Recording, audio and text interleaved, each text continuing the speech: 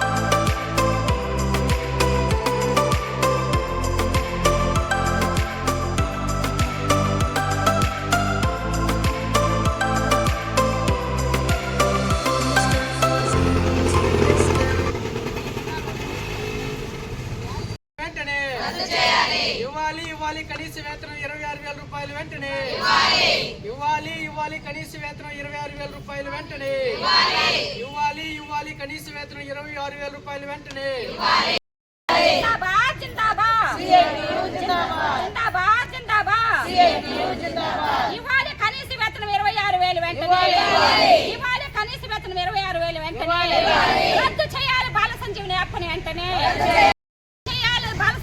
వెంటనే ఇవ్వాలి సంక్షేమ పథకాలు వెంటనే ఇవ్వాలి సంక్షేమ పథకాలు వెంటనే ఇవ్వాలి సంక్షేమ పథకాలు వెంటనే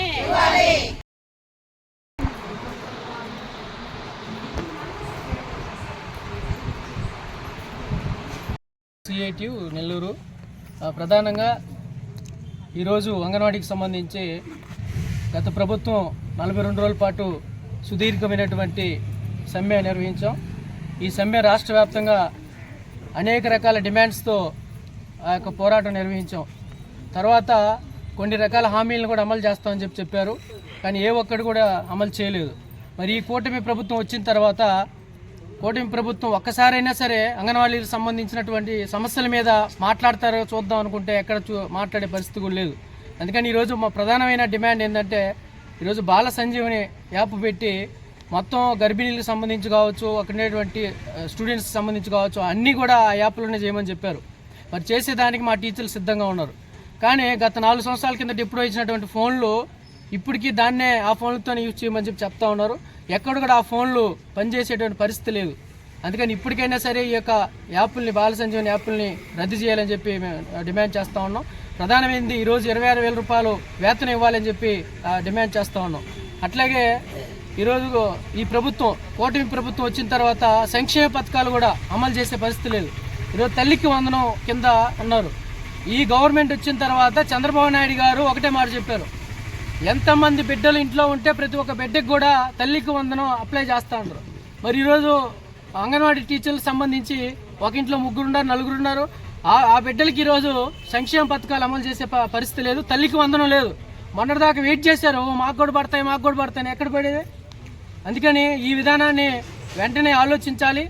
మొత్తం అన్ని సంక్షేమ పథకాలు కూడా అంగన్వాడీ టీచర్లు కూడా ఇంప్లిమెంట్ చేయాలని చెప్పి సందర్భంగా తెలియజేస్తున్నాం. రాష్ట్ర వ్యాప్తంగా ఈరోజు 21వ తేదీ మొత్తం రాష్ట్ర వ్యాప్తంగా అన్ని ఐసీడీఎస్ ప్రాజెక్ట్ ఆఫీసుల ముందు అంగన్వాడీ సమస్యల కోసం ఈరోజు ధర్నా నిర్వహిస్తా ఉన్నాం. ఇప్పటికైనా ఈ కూటమి ప్రభుత్వం ఆలోచించకపోతే ఖచ్చితంగా రాబోయే రోజుల్లో సమ్మెకు కూడా ఈ యొక్క అంగన్వాడీ టీచర్ల ఆధ్వర్యం, సిఐటియు ఆధ్వర్యంలో దిగుతామని చెప్పి సందర్భంగా డిమాండ్ చేస్తా ఉన్నాం.